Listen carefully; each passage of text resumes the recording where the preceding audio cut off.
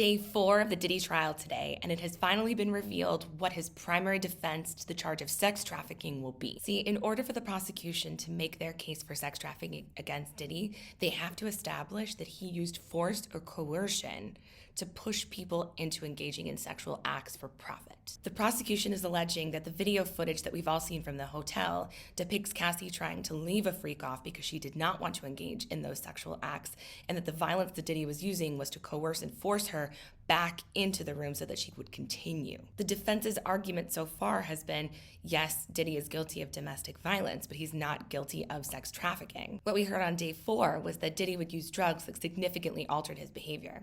Now, it's not an excuse to take drugs and then say that that's the reason why you acted violently. But the defense can argue that the violence that we see was as a result of a drug-fueled rage rather than to force her back into engaging in sexual acts that she did not want to engage in. So if the jury believes that this was rage and not coercion, then the prosecution is going to have to make their case for force and coercion with some other witness. Now remember, all of this evidence has to tie back in to Diddy being responsible for a criminal enterprise, and in this case, that means he was making money off of sex trafficking. We haven't seen anything about profit yet, but the prosecution has a lot more time and many more witnesses to go through to establish their case. If you are so inclined, please hit that like button and follow me for more insights from a jury consultant and experienced trial litigator on all things related to the Diddy trial.